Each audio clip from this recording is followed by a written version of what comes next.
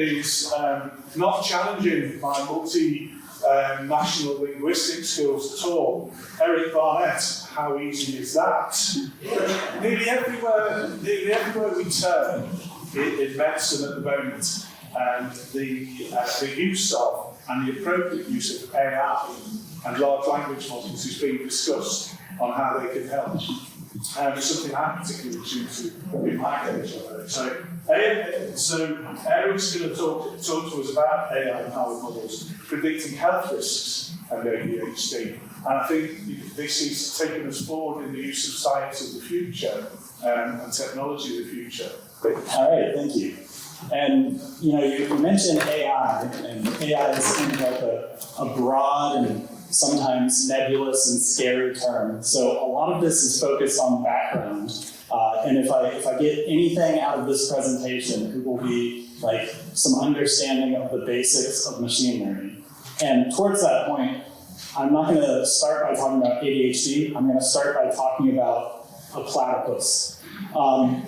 So the question is, what is machine learning? And to me, machine learning can be broken down into three very basic parts. There's an input phase.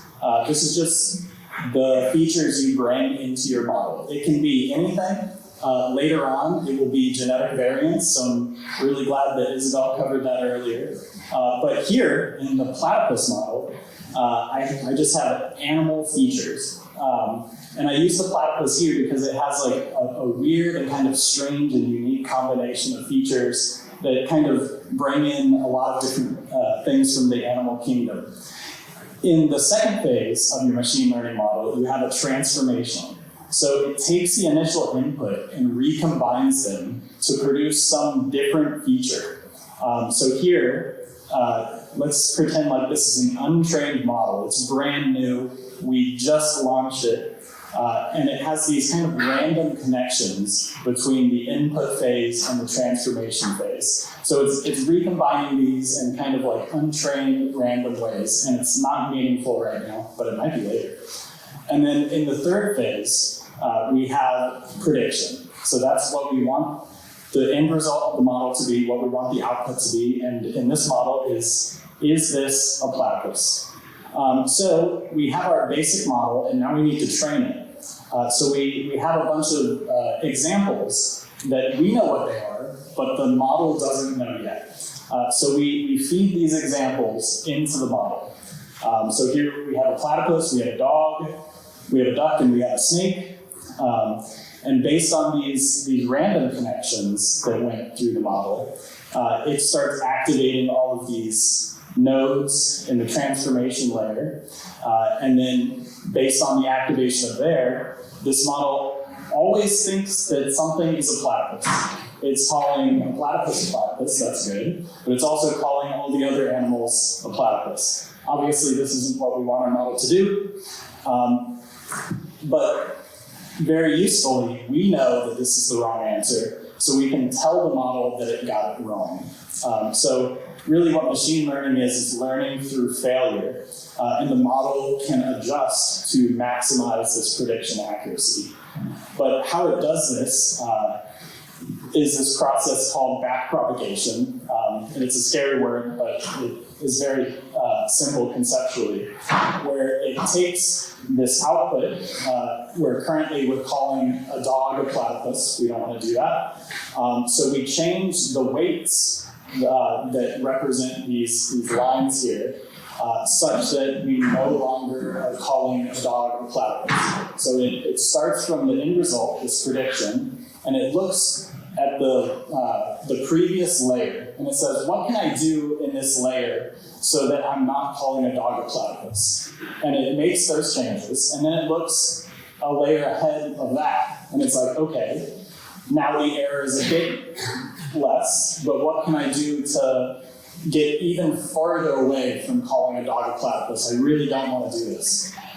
So we send a bunch of different training examples through this model, and iteratively, it starts getting better and better at predicting an outcome. So here, the training process will happen, and these lines will shift.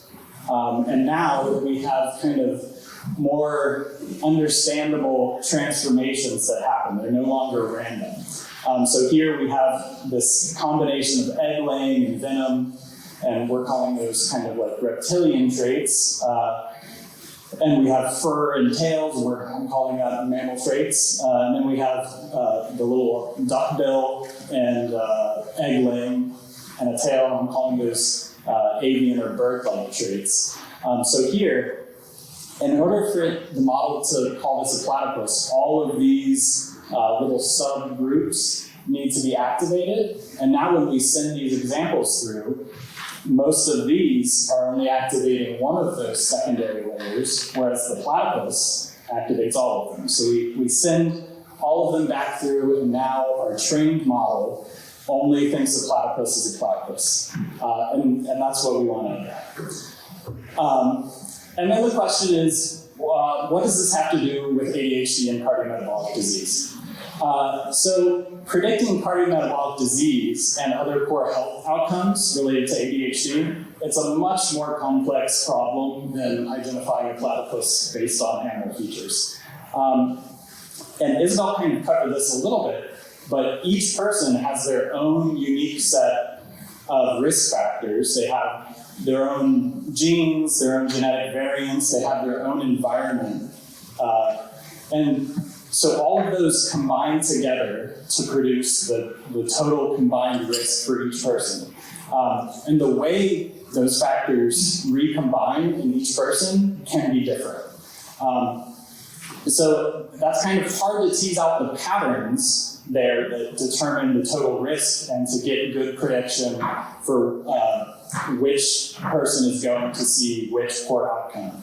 But fortunately, machine learning is especially good at finding these complex patterns. So the idea is that we build these machine learning models that use the same kind of training process. It uses not animal features, but risk features. And we train the model with known examples. And if we can better predict these poor health outcomes with a well-trained model, we may be able to provide help earlier and more specifically to those people at higher risk for these outcomes. So that's exactly what we're doing. We're starting with kind of as our input these adult individuals with ADHD, and for each person in here, if I can point you over to the other side, we have EHR data. That's like all the data from the hospital and kind of gets towards your environment a little bit. We have prescription databases, and then we have the biobanks with the genetic variants. All of this can go into a model, and then, so that's the input phase of the model. And the output, the prediction phase, we want to be able to accurately predict who among those people are at high risk for cardiometabolic diseases and who of those people are at high risk for treatment discontinuity. And this is still an ongoing project. We're still building models, but so far in kind of like single tasks, we built predictive models that can classify ADHD diagnosis, type 2 diabetes diagnosis, obesity, and coronary artery disease. What we are working on is linking all of these models together, including new input to hopefully boost that performance, predicting additional outcomes to those seen here, predicting them at the same time, and quite often improving our model's performance through new modeling techniques, because this is definitely a space that's continually to advance, and new methods are coming out all the time, and we want to take advantage of those. So that's all I have for you, and I'm happy to take any questions.